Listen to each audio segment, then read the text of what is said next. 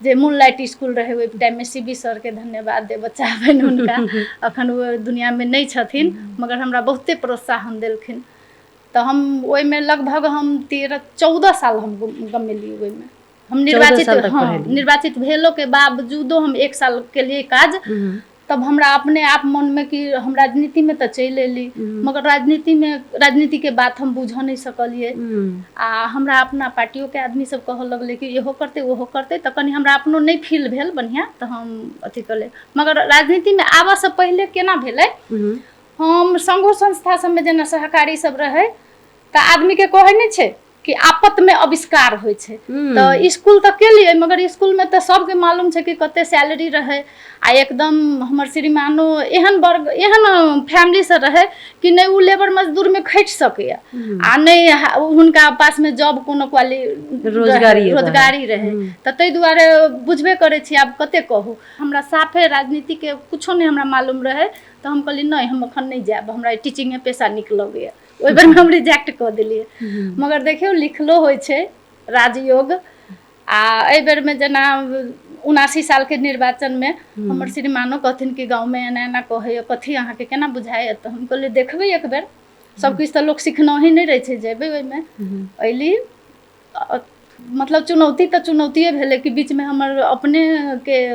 विपक्षी सब खड़ा कर देल के हमर अपने सास रहे ओहि पक्ष में के अच्छा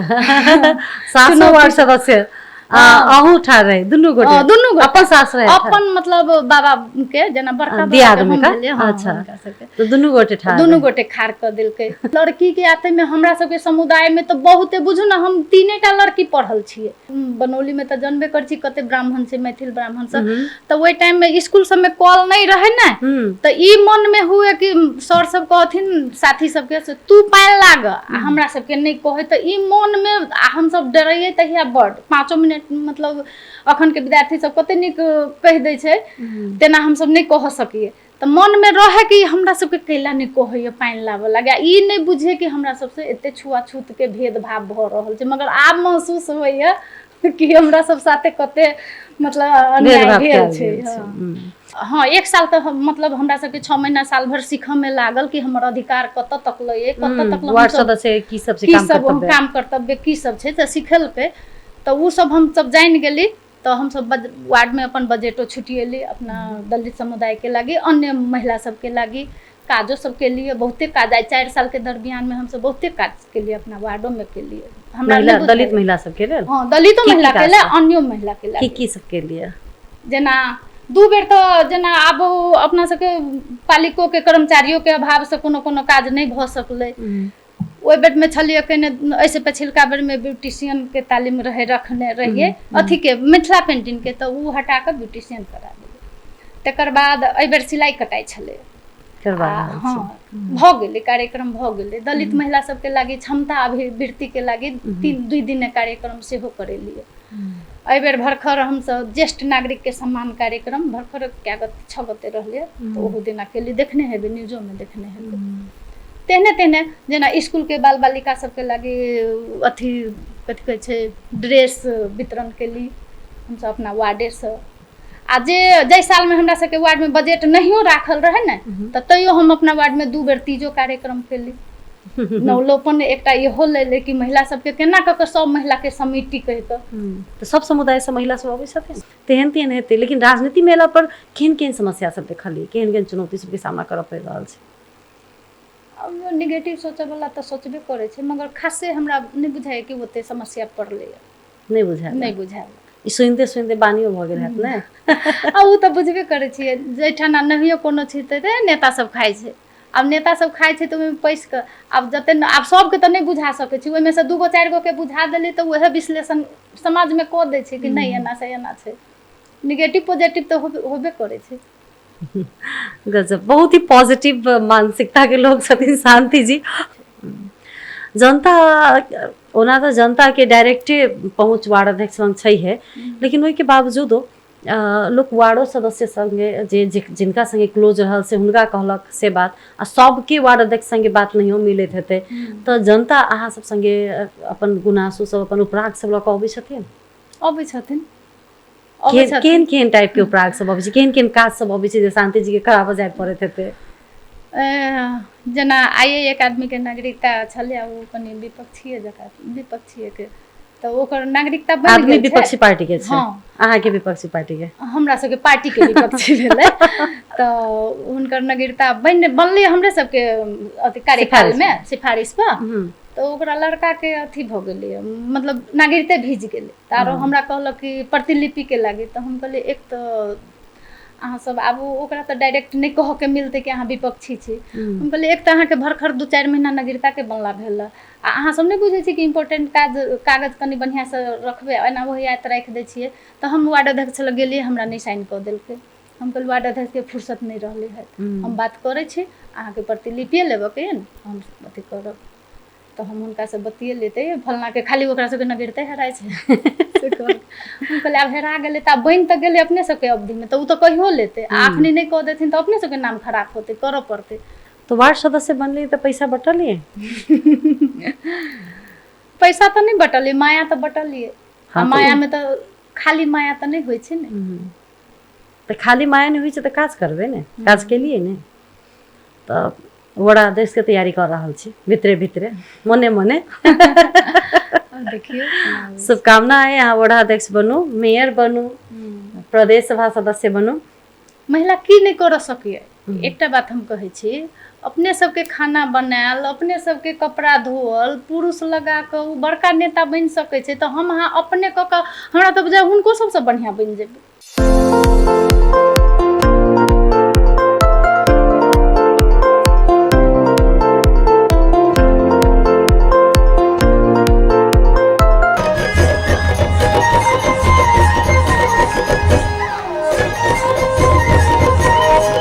महात्मा गांधी कहने छथिन, कोनो समाज के वास्तविक मूल्यांकन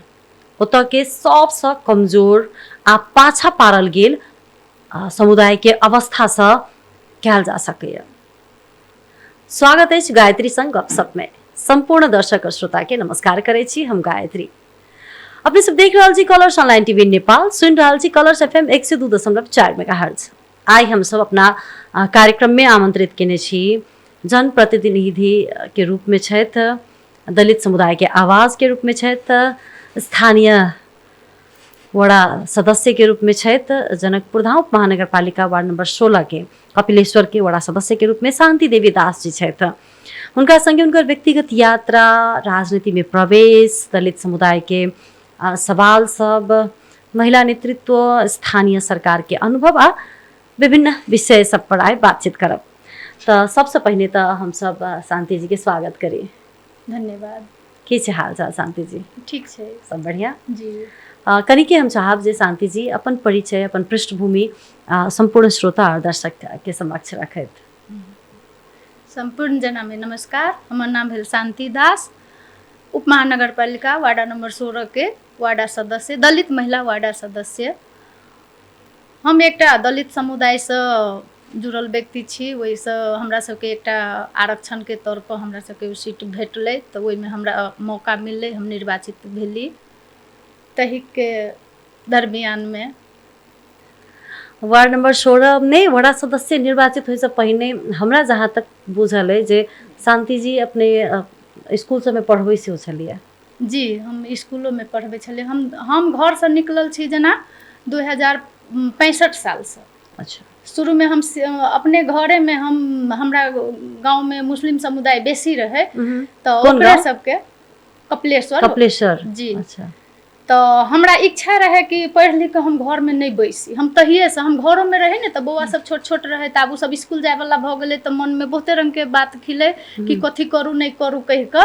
तो हम एकटा मुस्लिम समुदाय रहे, तो बहुते न्यून रेंज में हम ओकरा सबके ट्यूशन पढ़ाबे के शुरुआत के लिए।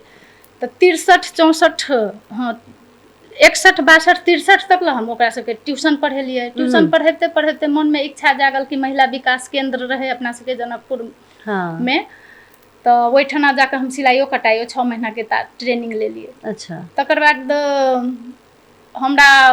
फिर बौआ सबके स्कूल में जाते जाते अपॉर्चुनिटी मिलले कि स्कूल में पढ़ाबे के लिए, तो हम 2067 में हम स्कूल ज्वाइन कर लेलिए, जे मूनलाइट स्कूल रहे। ओहि टाइम में सीबी सर के धन्यवाद दे, बच्चा बन उनका अखन वो दुनिया में नहीं छथिन, मगर हमरा बहुते प्रोत्साहन देलखिन। तो हम ओहिमे लगभग हम 13-14 साल हम गमेली ओहिमे हम 14 साल तक हाँ पढ़ेली। निर्वाचित भेलो के बावजूदो हम 1 साल के लिए काज तब हमरा अपने आप मन में कि हम राजनीति में तो चलि एली मगर राजनीति के बात हम बुझ नहीं सकलिए आ हमरा अपना पार्टियों के आदमी सब कह लगले कि इहो करते ओहो करते तो कनी हमरा अपनो नहीं फील भेल बढ़िया तो हम अथी कले मगर राजनीति में आबऽ से पहले केना भेलै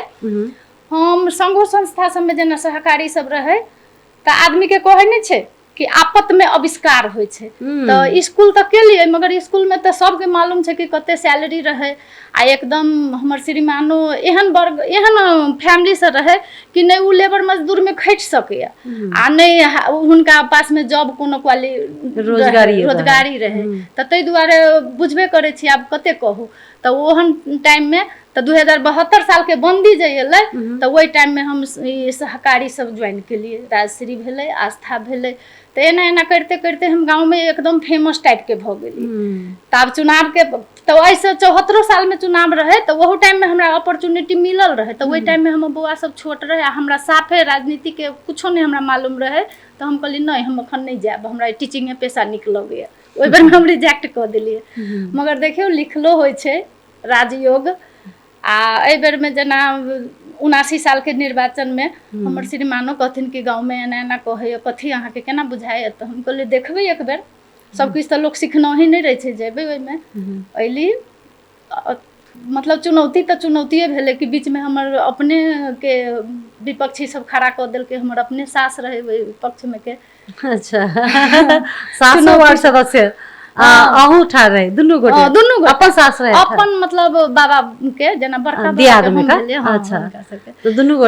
गोटे खार कर दिल के अब तो मन में एकदम सब गोटा विश्वास के नहीं 1 साल से माइंड मेकअप के नहीं कि राजू के मतलब हमरा श्रीमान के राजकिशोर नाम छै मगर राजू कह के सब गोटा जाने छै एकर कन्या बढ़िया करते पढ़ल लिखल है टीचर है एकरा में बोल के शैली फलना चिलना बहुते रंग के अब मन में तो डर हुए मगर भगवान के भोलेनाथ के कृपा से बहुते निक से निर्वाचितो भेली मगर निर्वाचितो भेला के बाद काम में तो चुनौती एबे करे छै हम कनी के शांति देवी जी संग पूछऽ चाहबनि शांति जी पढ़ाई लिखाई कते तक भेल छै अहाँ के नैहर कतऽ छै कनिक पछिलका बैकग्राउंड से कियाक तऽ हमरा सबके जहाँ तक जानकारी है जे अहाँ दुनू बहिन वार्ड सदस्य छी हमर नैहर भेलै अखन पिपरा हाल में पिपरा गाँव पालिका वार्ड नंबर 16 बनौली छै आ हम सब पढ़ल लिखल में कथी कहू 9 क्लास में पढ़ैत रहिते शादी विवाह भ गेलै तकर बाद ब्रेक भ गेलै 5-7 साल की बहुते ब्रेक भ गेल तीनू बौआ भेला के बाद 2006 में हम बुझू ना हम ऐसे हम कहलिए अब हाउस वाइफ रही भ गेल तो कहीं नहीं पढ़ सकबे कर सकबे तो हम मामा गाम इंडिया रहे हम ओतऽ से एसी के लिए तकर बाद +2 हमरा जर्सी जनक से केने छिए स्कूल समाप्तला के बाद एना छै आ हमर सबके नैहरो के फैमिली नीके छै हमर बड़का पापा पोस्टमैन छथिन हमर पापा प्राधिकरण के कर्मचारी छलखिन एकटा हमर अंकल छलखिन से पहले अथी नेते रहे 2000 अथी कोन साल रहे 2054 साल में निर्वाचित वार्डाध्यक्ष में रहे तो हमहू सब राजनीति फैमिली से नैहरो में छिए नैहरा में राजनीति फैमिली छल आ एठम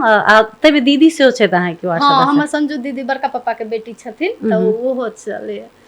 तो हम दोनों बहिनी संगे संगे कते नंबर के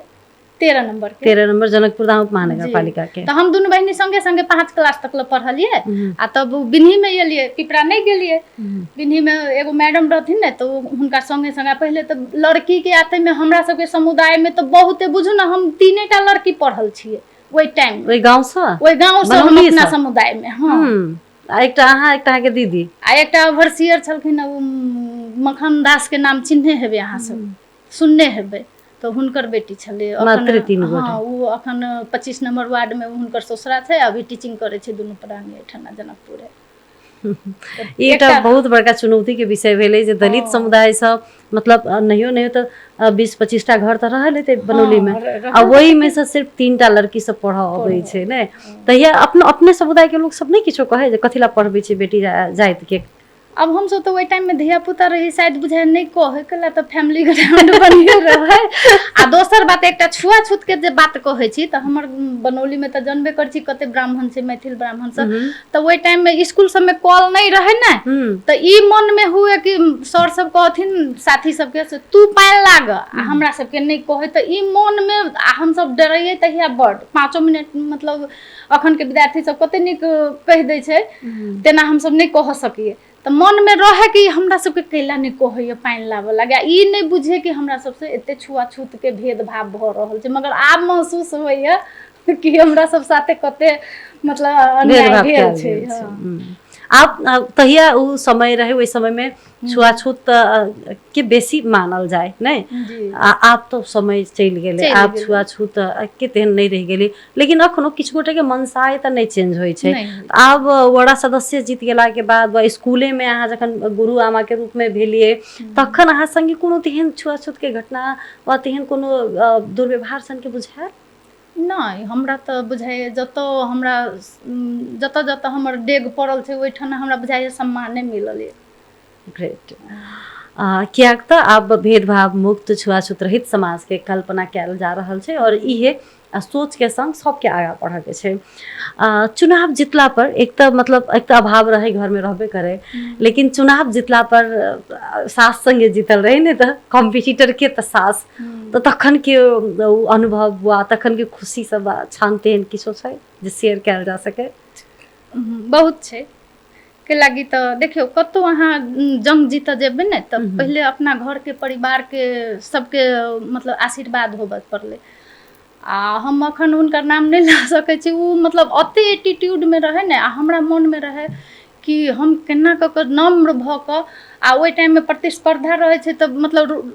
हम अते मतलब उनका अथी करिए हम मजाके में लिए कि हमर प्रतिस्पर्धा छै ने बाहर के लागे पार्टी में छै ने हमर परिवार में ने उ त एकदम ईगो में तो हमरा वो चीज के बड़ डर रहे तो हम अपन मन में भगवान के चाहे बड़ो से आशीर्वाद ल क हम अपन काज करत रहले मगर जितला के बाद मतलब निर्वाचित भेला के बाद तैयो हमरा में उ ईगोपन अखन तो नहीं है हम अखनो पद में छी तैयो हमरा ओतबे मान सम्मान भेटे करे छी सामने वाला के हमरो करे आई छी पद में काल नहीं रहब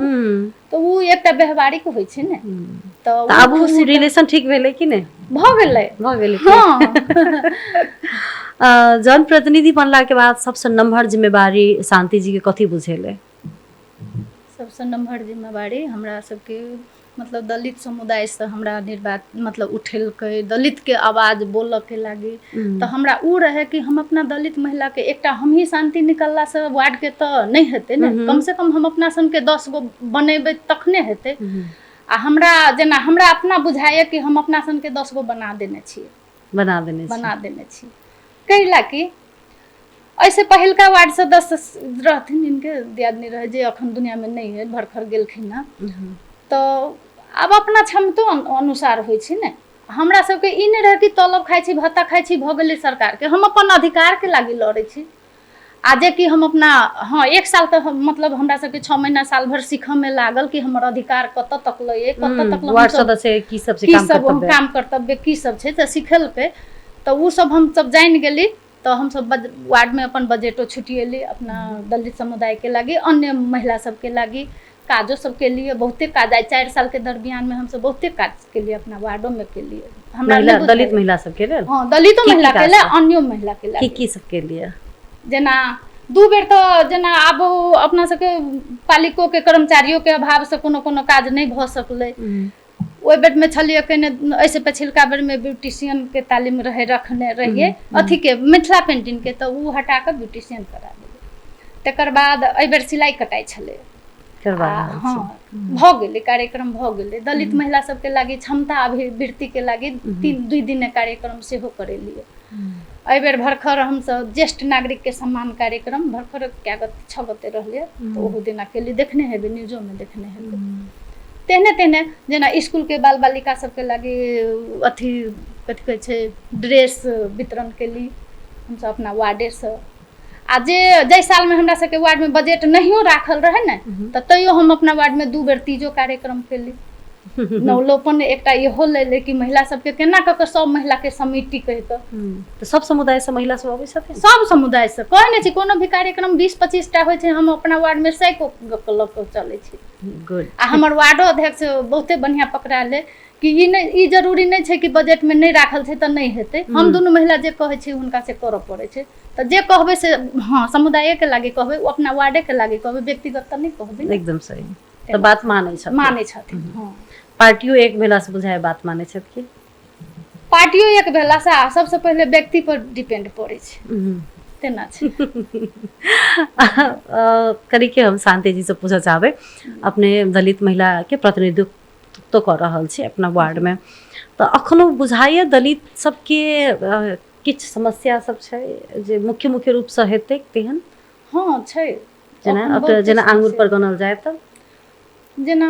अखन तऽ महिला सब ओते सक्षम नहीं छै सबसे पहले तऽ शिक्षा अशिक्षा के कमी छै अखनो छै कि हाँ बहुते छै ताहि लऽ कऽ अशिक्षा भेल सीप ओकरा सबके कोनो चीज के जेना सीप रहते तऽ रोजगार पैबते तऽ उ सब हम सब मान ले आब 15 दिन 1 महीना के ट्रेनिंग दऽ कऽ नहीं हेतै ने ओकरा सबके निरंतर रूप से देबऽ पड़तै आब जेना हम सब छी पद में तऽ हम 3 महीना 6 महीना के महिला विकास सब में तऽ अबै छै ने तालीम सब ओहो सब लऽ कऽ जाइ छै ने तालीम सब ओहो सब लऽ कऽ जाइ छै ओहि सब में किया नहीं अथी करबा दै छियै हुनका सबके महिला विकास सब में आपको कथला नहीं हुनका सबके जे सीप सीखऽ चाहै छै हुनका सबके करबा दै छियै बहुते कहत रहे आ बहुते आदमी के आब नहीं कोनो रहे छै तऽ कहते दीदी कोनो घरेलू के काज सब के अथी कऽ दिअ तऽ ओहि सब में तऽ हमरा सबके हाँ 2-3 टा महिला के तऽ हम स्कूलों में जेना डोम समुदाय के रहे तऽ अथी सर सफाई में आब जब ओकरा सबके तऽ काजे होइ छै से सर सफाई में तऽ आब हम काजे होइ छै से कह नहीं मिलत अइला नहीं कह मिलत कि अहाँ दलित महिला के प्रतिनिधित्व कऽ कऽ गेल छियै वो बात होइ छै एतऽ तऽ सीप और गुण के आधार पर आप काज छुटियाव पड़तै हाँ सेहो होइ छै कते पढ़ल छै कते अथी कथी सीप केने छै ग्रहण केने छै ते हिसाब से तऽ आब के पछिलका पीढ़ी में तऽ अखन पढ़ल में तऽ बहुते कमे भेटै छै आब मगर आबऽ वाला पीढ़ी सब में आब लड़कियों सब ओकरो सबके पढ़बै छै प्राइवेट स्कूल में पढ़बै छै एहि बेर तऽ हमरा सबके स्कूलों में एकदम जर्जर अवस्था रहलै तऽ हम सब हमर सबके वार्ड अध्यक्ष सब हम सब प्रतिनिधि सब मिल कऽ दोसर मतलब हेडमास्टर के लाइब कऽ एहि बेर 200 से 250 बच्चा बढ़ेबो केलिए तऽ आब सबके कहै छी कि स्कूल में अहाँ सब प्राइवेट में जाइ छी पढ़बऽ लागी ओहि पैसा से ट्यूशन पढ़ाओ ना बच्चा के गाइड हेतै आ जब सरकारिये में पढ़बै में आधारभूत विद्यालय में पढ़ेबै किताब मिलतै ड्रेस मिलतै दीबा खाजा मिलतै बैग सब भेटै छै बैगो सब मिलै छै बहुते अथी एनजीओ सब दै छै तऽ उ पैसा वाली बच्चा के अपना बच्चा के ट्यूशन पढ़ाओ गाइड करू आ ओते खर्च नहीं करू तऽ अखन तब ओहन तऽ नहीं आब भऽ सकैए कोनो बच्चा हेतै अखनो स्कूल से बाहर हेतै ओते हमरा अभियान चलबै छी अपने सब स्कूल भरना के हाँ चलबै छी हाँ 5 दिन के अभियान छलै अहू बेर चलल तो ई अभियान बुझाइए जे मतलब सफल भऽ जाइ छै हाँ भऽ गेलै कै लागी तऽ जे गौरी शंकर लाल कर्ण जे अथी छथिन प्रधान अध्यापक उ सर एलखिन तै टाइम में हमरा स्कूल में 40 टा विद्यार्थी मात्रे रहे आ एहि बेर में हमरा सबके उ घर दैलो कार्यक्रम कऽ कऽ 250 विद्यार्थी 250 से ऊपरे छै आ नीचा नहीं छै 250 ऊपर बच्चा ग्रेट सब स्कूल जाइ छै सब स्कूल जाइ अपने सब जाइ छी स्कूल में हाँ अनुगमन करला जाइ छी चलू ई एकटा उपलब्धि छै जे जनप्रतिनिधि सब अपन स्कूल में जाइ छथिन अपनत्व ग्रहण करै छथिन स्कूल के प्रति और बहुत से शायद शिक्षा में सुधार हेतै कि ये अपेक्षा राखि सकै छै हम करी के बुझऽ चाहै छी जे महिला के जेना अपने स्कूल में पढ़बै छलै से वातावरण एकटा छुट्टे रहल हेतै लेकिन राजनीति में एला पर अखनो केहन चुनौती सब बुझा रहल है जे 6 महिला के स्कूल पढ़बऽ जाइ छलै तऽ एक खाले के चुनौती रहल हेतै विभिन्न बातचीत सब नहीं विभिन्न महिला वो महिला तो हमें दलित समुदाय के महिला वो जाइ छै स्कूल पढ़बला जनकपुर आबि रहल छै गाँव से तेहन हेतै लेकिन राजनीति में एला पर केहन समस्या सब देखलिए केहन चुनौती सबके सामना करऽ पड़ि रहल छै अब नेगेटिव सोचै वाला तऽ सोचबे करै छै मगर खासे हमरा नहीं बुझाय कि ओते समस्या पड़लै नहीं बुझाय सुनते बानियो भऽ गेल हैत ने आ उ तऽ बुझबे करै छियै जैठाना नहियो कोनो छै तऽ नेता सब खाइ छै आब नेता सब खाइ छै तऽ ओहिमे पैस कऽ आब जते आब सबके तऽ नहीं बुझा सकै छी ओहिमे से 2-4 गो के बुझा देली तऽ वएह विश्लेषण समाज में कऽ दै छै कि नहीं एना छै नेगेटिव पॉजिटिव तऽ होबे करै छै गजब, बहुत ही पॉजिटिव मानसिकता के लोग छथिन शांति जी। हमरा बहुत खुशी लागि रहल है अहाँ संगे बात करके, मतलब हम हँसि ला रहल छी जे हमरा भीतर से खुशी लागि रहल है जे व्यक्ति एहन व्यक्ति संगे संगत करी जे हरेक चीज के एना होइत रहे छै, नहीं कोनो बात एना एना भ जाइ छै, कोनो बात नहीं, ई कोनो बात नहीं क के जे अहाँ बजै छी ना, ऐसे ई फील होइ छै जे अहाँ के अपन मकसद जे अहाँ के सोच है उ करऽ के छै, बाद बाकी जे जे जी बाजे विकास योजना सबके लेल जखन जे बजट छुटियाइ छै शांति जी, तखन अहाँ सबके राखल जाइ छै जे ई बजट छुटियाल गेलै, अहाँ सब कोनो योजना दै छी हम विकास बजट के? सहजे रखै छथिन? सहजे रखै छथिन। जे कोनो हटाबे वाला रहै छथिन तो वार्ड अध्यक्ष फोनो क के ई हटा दिए राख दिए, तो डिस्कस करै छथिन कि केना बुझाय अहाँ के, तो हम कहली कि जे बेसी जरूरी छै उ राख देल जाय। ई जरूरी नहीं छै कि हमरे टोल के रह के चाही, इहे रह के चाही, हम कहलिए त कैला नहीं रहले, तेना नहीं होइ छै। हमरा समझदारी छै। जनता ओना तो जनता के डायरेक्टे पहुँच वार्ड अध्यक्ष लग छै है, लेकिन ओहि के बावजूदो लोग वार्डो सदस्य संगे जे जिनका संगे क्लोज रहल से हुनका कहलक से बात, आ सबके वार्ड अध्यक्ष संगे बात नहीं मिलत हेतै, तो जनता अहाँ सब संगे अपन गुनासो सब अपन उपराग सब लऽ कऽ अबै छथिन? केहन टाइप के उपराग सब अबै छै, केहन काज सब अबै छै जे शांति जी के कराबऽ जाय पड़ैत हेतै? जना आइए एक आदमी के नागरिकता छलै, वो कनी विपक्षीय के, तो ओकर नागरिकता बन आदमी विपक्षी पार्टी के छै? अहाँ के विपक्षी पार्टी के? हमरा सबके पार्टी के विपक्षी भेलै, तो हुनकर नागरिकता बनलै हमरे सबके अथी कार्यकाल में सिफारिश पर, तो ओकरा लड़का के अथी भ गेलै, मतलब नागरिकते भीज गेलै। तारो हमरा कहलक कि प्रतिलिपि के लागी, तो हम कहलिए एक तो अहाँ सब आबू, ओकरा तो डायरेक्ट नहीं कह के मिलते कि अहाँ विपक्षी छी। हम कहलिए एक तो अहाँ के भरखर 2-4 महीना नागरिकता के बनला भेल, आ अहाँ सब नहीं बुझे छी कि इम्पोर्टेंट कागज कनी बढ़िया से रखबे, एना वही आयत राख दै छिए। तो हम वार्ड अध्यक्ष लग गेलिए, हमरा नहीं साइन क देलकै। हम कहलिए वार्ड अध्यक्ष के फुर्सत नहीं रहले है, हम बात करे छी, अहाँ के प्रतिलिपि लेबे के हम अथी करब। तो हम उनका से बतिए लेते फलना के, खाली ओकरा सबके नगरते हेराय छै हम कहले आब हेरा गेलै तऽ बनि तऽ गेलै अपने सबके अवधि में, तो उ तो कहियो लेते, आखनी नहीं कह देथिन तो अपने सबके नाम खराब होते, करऽ पड़ते। तो काल के टाइम देलखिन। हाँ गजब, हम शुरू में कहलिए श्रोता दर्शक बड़ा सकारात्मक लोग छथिन इनकर बातें सब बुझाई जाइ छै जे केना किनका मिलावऽ के छै, और सबके काज करै छै पार्टी, सब विपक्षी हो या नहीं हो, लेकिन जनप्रतिनिधि भ गेला के बाद सबके प्रतिनिधित्व करै छै, से सोच अहाँ में अइ शांति जी? हम एकटा घटना कहै छी। 4 गते ज्येष्ठ के हमरा गाँव में रहे एकटा, मतलब पासवान के बच्चा रहे, लीची तोड़ लेना, आ वार्ड अध्यक्ष नहीं रहथिन, हुनका अनुपस्थिति में, उनके घर में नहीं, हुनका घर में नहीं, हुनका टोल में। अच्छा। तो लीची तोड़ लेलकै, तो वो आदमी एहन रहे कि बच्चा के अत्ते मार मारलकै बांध उनका, आ बच्चा के तो जखने हाथ पकड़ते तो तो डर से त्रास भ जेते, आ तकर बाद मारबो केलकै, बांध के 1 बजे से 4 बजे तक लोग अपना घरों में रखलकै। तब ओकरा मम्मी के लिए कोई कह लगे से अहाँ के बच्चा के एना मारलक, उ गेले कानते उनते से पानी, तो बच्चा मतार के देखलकै तो पानी पिए लगी कनले, आ उनके सूरी रहथिन, उनके लोटा में पानी देलकै कि मारला तो लोटा फेंक दे। अब हमरा तब हम गेली 2 दिन के बाद गेली, घटना के 2 दिन के बाद हम कलेक्शन करे छी ना, तो गेली तो कहले दीदी एना एना, तो हम कहलिए वार्ड अध्यक्ष के नहीं कहलिए, तो नहीं छथिन वार्ड अध्यक्ष। तो हम कहल तब उ सब अपने पुलिस थाना में अथी में गेल रहे, गाँव के चौकी में निवेदन लिखने रहे, चौकीए वाला सब रहे, ओकर फोटो खींचने रहे, देह में मारने रहे से अथी डाम सब रहे। आ वही पर पंचायत के उल्टे वो आदमी जे दोषी रहे, कथी कर लेते, मारे के फेंक देती तो कथी कर लेते। हम तो हमरा कहलक दीदी एना एना कहे, हम कहल केना होते, ओना नहीं हो सके, मार के फेंक देते, उल्टे अथी करने एक बच्चा के बांध फाइन कर। तो पढ़हरी में अथी भेले, पर पंचायत भेले, तो हमरो बजेल, तब हम तो कहलिए हमहूँ रही सब कुछ अथी ओरिया के लऽ गेल, कथी ओरिया के लऽ गेल, मतलब फोटो सब ओरिया के लऽ गेल। हम कहली बाजे पड़ते तो बजबे, तो मगर ओकरा अपने सब गोटा गलती बनल के कहलकै एक तो बच्चा के मारा के नहीं होय छै, पूर्व वार्ड अध्यक्ष रहथिन, ओहो कहलखिन तोहर गलती बात है, बच्चा के मारा के ओहो संविधान के धारा में लगे छै, एक तो दोसर बात छुओछूत के धारा लाग सके, तो सब गोटा गलती बनेबे करके वही उपस्थिति हमहूँ जनेली। ग्रेट, अहाँ गेल रही लेकिन एकदम में पूरा तैयारी तैयारी कऽ कऽ, हाँ हाँ बिल्कुल करूक चाही। कियाक तऽ हम शुरूमे कहलियै जे अहाँ जन प्रतिनिधि बनि जाइ छै तऽ अहाँ सबके प्रतिनिधित्व करै छै, पार्टी ओहिमे आब मायने नहीं रखै छै। नहीं हो।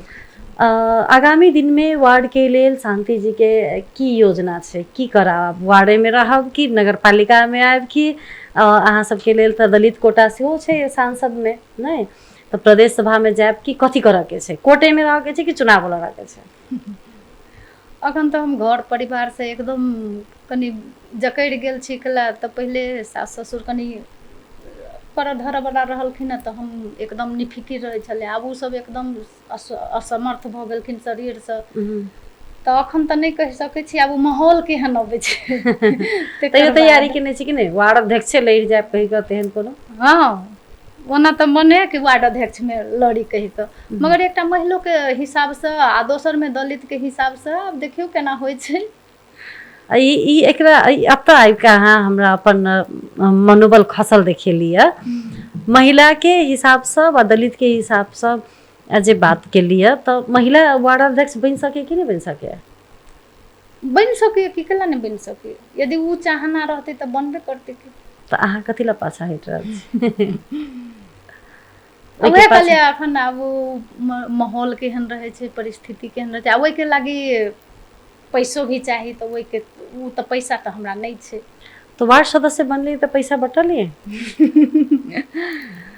पैसा तऽ नहीं बटलिए, माया तऽ बटलिए। हाँ, आ मायामे तऽ खाली माया तऽ नहीं होइ छै ने। तऽ खाली माया नहीं होइ छै तऽ काज करबै ने, काज केलिए ने। तऽ वार्ड अध्यक्षके तैयारी कर रहल छी भीतरे भीतरे, मने मने। देखियौ शुभकामना है, अहाँ वार्ड अध्यक्ष बनू, मेयर बनू, प्रदेश सभा सदस्य बनू। महिला की नहीं करऽ सकैए, एकटा बात हम कहै छी, अपने सबके खाना बनायल, अपने सबके कपड़ा धोअल, पुरुष लगा कऽ उ बड़का नेता बनि सकै छै, तऽ हम अहाँ अपने कऽ कऽ हमरा तऽ बुझाइए हुनको सबसँ बढ़िआँ बनि जेबै। छियै है ने, छियै। खाली अपना सबके फ्रीडम चाही, घर परिवारसँ जकड़ल नहीं चाही, टाइम चाही ओते। आ अखन उ फ्रीडम छै, मगर ओहिके लागी कनि और हमरा सबके मेहनतो जिम्मेवारी कनि बेसी भऽ जाइ छै। भऽ जाइ छै, अहाँ बच्चोके जिम्मेवारी, अहाँके घरोके जिम्मेवारी, अहाँके संस्कृतिके जिम्मेवारी, पूजा पाठ पाबनि तिहार सब अहींके करऽके, सास ससुरके जिम्मेवारी, वृद्ध माय पिताके जिम्मेवारी बेसी रहै छै, होइ छै। लेकिन ओहिके बावजूदो महिला सब जेना कऽ कऽ आबि रहल छथिन तऽ ई तऽ खुशीके बात छै। और आब धीरे धीरे ई हमरा होइए जे आब अपने तऽ टीचर रहल छी तऽ शेयरिंगके शिक्षा जे छै से आब शुरू भऽ गेल छै। पुरुषोके घरके काजमे हाथ बटाबऽके छै आ महिलोके, मतलब दुनूके एक दोसरके पूरक बनऽके छै। तऽ ई जे शिक्षा अगर लागू भऽ जाइ छै जे बेटा और बेटी दुनू समान छै, दुनू बराबर छै, और दुनूके अगर बेटीके खाना बनबऽके सिखा रहल छै तऽ बेटाके बर्तन धोबऽके सिखाउ, आ बेटाके खाना बनबऽके सिखबै छी तऽ बेटीके बर्तन धोबऽके सिखाउ। एना कऽ कऽ जे जिम्मेवारी बाँट फाँट हेतै तऽ काल्हिके दिनमे ओ अपना पत्नी सङ्गे, ओ अपना पति सङ्गे जे छै से बेफिक्र भऽ कऽ रहतै, टाइम बचतै, और आर्थिक रूपसँ सक्षम होअमे सेहो दुनू प्राणीके हाथ रहतै, दुनू दुरुस्त रहतै से। ओना कऽ कऽ रहतै ने तऽ समृद्ध परिवार हेतै, तऽ जखन समृद्ध परिवार हेतै समृद्ध समुदाय हेतै, समृद्ध समुदाय हेतै समृद्ध देश बनतै। तेना होइ छै, तऽ ई चीज होबऽके चाही कि बेटा बेटीमे बराबर, जेना शिक्षा हम अहाँ बराबर दऽ रहल छी तऽ तेना कामोके जिम्मेवारी बराबर देबऽ पड़तै। जे ई अपना सबके पितृसत्तासँ जे घिरल छै कि नहि बेटी बर्तन धोतै आ बेटा नहि धोतै, तऽ उ अपने सबके लागू करऽ पड़तै, अपने सबके घर परिवारसँ लागू करऽ पड़तै। आ अखन नहि हेतै, धीरे धीरे हेतै, उ धीरे धीरे परिवर्तन हेतै, एक बेर तऽ नहि परिवर्तन भऽ सकै, धीरे धीरे भऽ सकै, धीरे धीरे हेबे करतै। पॉजिटिव थिंकिंग रहतै तऽ हेबे करतै। शांति जी के श्रीमान कतेक सहयोग करै छथिन? हमरो श्रीमान करै छथिन, आब श्रीमान तऽ श्रीमान होइ छै, कखनो काल भड़कि जाइ छथिन, आखिर तऽ हुनके सहयोगसँ एतऽ तक लऽ एलियै। जी हमरा अहाँके बात करैके शैली नीक लागल, श्रीमान तऽ श्रीमान होइ छै। वएह तऽ सही बात, श्रीमान तऽ श्रीमान होइ छै। और जहिया धीरे धीरे अहाँ अपन बौआ, अहाँके तऽ बेटा छथि, अहाँ अपना बौआके शिक्षा दै छियै कि नहि? हम दै छियै, आ हमर बौआ बटेबो करै छै काज। हँ कैला तऽ बेटी एकटा बाहर छै आ एकटा घर पर रहे छै तो कॉलेज रहल आ बउओ के कॉलेज रहे छै तो कॉलेज रहे छै आ नहीं रहल छुट्टी उट्टी रहल तो कहली बउआ कनी इहे तरकारी काट द कनी चाय बना द तो बना दे छै बना दे छै उहे त अब त शिक्षा देबे के शुरू भ गेल छै अब हमरा सब के जनरेशन के बाद के जनरेशन में ई समस्या नहीं है श्रीमान त श्रीमान छै कहि के त नहीं कह पड़ते शांति जी अखनो दलित समुदाय के महिला सब राजनीति में कोटे में आबि रहल छथिन संघीयता एला के बाद वार्ड सदस्य में सबसे बेसी दलित महिला के उपस्थिति मात्रे देखल गेल अगर कतौ दलित महिला के उपस्थिति छै तो वार्ड सदस्य में छै राजनीति में दलित महिला के आवे के लेल आरो की रास्ता सब खोला पड़ते राजनीति में आबे के लागी महिला सबके एकटा ई दलित कथि कहै छै वार्ड सदस्य कोटा सीमित नहीं छै केला एहन एहन प्रदेशों में छै संघों में छै तो ओइ के लागी अर्थों के अभाव भ जाय छै आर्थिक रूप से दलित महिला के सशक्त हो पड़ते हां सशक्त होबो पड़ते ओइ के लागी तो केना हेतै तो अपने से शिक्षा अर्जन करऽ पड़ते ने हां शिक्षा अर्जन करऽ पड़ते संघर्ष करऽ पड़ते आब कोई आदमी हमरा अहाँ के जेना हमरे सबके रोजगार करऽ के लागी कोई दौड़ नहीं देलक जेना अपना खाँचो बुझायल तो मतलब रोजगारी के अवसर बहुते छै तो हमरा अहाँ के खोजऽ पड़ते चूज करऽ पड़ते कि कोन में हम जेबे तो हमरा लागी ठीक रहते आ घर में सुतला से तो नहीं हेते तो महिला सबके अपनो ओइ प्रति चासो लेबऽ पड़ते पुरुष सब तो ओहनो चाहते कि महिला नहीं आबे मगर ओइ महिला के तो जाय पड़ते तेना होइ छै जेना हम अपने वार्ड में कहलिए हमरा से पहले बहुते के अपॉर्चुनिटी मिलल रहे मगर डर से या लाज से या भय से नहीं अबै छले मगर हमरा देखला से अखन बहुते तैयारी भ गेल छै उहे हम पूछऽ चाहै छलिए अहाँ से जे अहाँ के समुदाय में अहाँ के देखला से लोग प्रभावित भेले कि नहीं लोग राजनीति में आबऽ चाहै छै कि नहीं बहुते भ गेले तैयारी कहै नै छी आब उ समय एते तहिए देखबै ग्रेट फेरो कोई अहाँ के विपक्ष में ठाड़ भ जाय ने हेबे करते तो गारंटी छै तो उ अहाँ के लेल उपलब्धि रहते कि चुनौती रहते हमरा त बुझाय उपलब्धि रहते ग्रेट हम अहाँ से बहुत प्रभावित भेली शांति जी सकारात्मक बात सकारात्मक सोच अंत में संपूर्ण युवा के दलित महिला के दलित समुदाय के महिला के और सब गोटे के की संदेश देबऽ चाहै छी एतेक सकारात्मक सोच लग अहाँ की संदेश देबऽ चाहै छी हम त इएह कहबै कि महिला सब अखनो जे घर में बैसल दीदी बहिन सब छी तो उ नहीं डरा कर नहीं लक मकान पर हासिल करऽ पड़ते हमरे अहाँ के निकलऽ पड़ते पुरुष कहियो नहीं हमरा अहाँ के निकालऽ चाहते मगर हमरा अहाँ ओइ पर और युवो सब के कहै छी जे गलत राह में जे लागल छी गोटी नशा भांग खाइ छी उ छोड़ के अपन रोजगारी में स्वरोजगारी के प्रति उ सब बेसी ध्यान आकर्षित कहते तो हमरा बुझाय ई हमरा सबके समुदाय के लागी देश के लागी समाज के लागी बढ़िया रहते अते कहैत हम धन्यवाद चाहै छी धन्यवाद शांति जी डॉक्टर भीमराव अंबेडकर कहने छथिन शिक्षित बनू संगठित बनू आ संघर्ष करू यह मार्ग से समानता आ न्यायपूर्ण समाज के निर्माण संभव है और यह बात अखन जे शांति देवी सदा जी से कहलखिन है जे शिक्षित बनू स्वरोजगार करू संगठित हो संघर्ष करू संघर्ष करबे तखने अहाँ अपन एकटा सफलता के रास्ता चुनि सकै छी और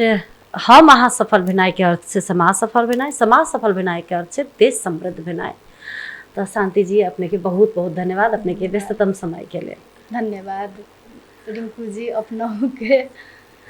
श्रोता और दर्शक का शांति जी के प्रेरणादायी हुनकर जे यात्रा है हुनका संगे के गपशप अपने सब सुनलो हाँ ऐसा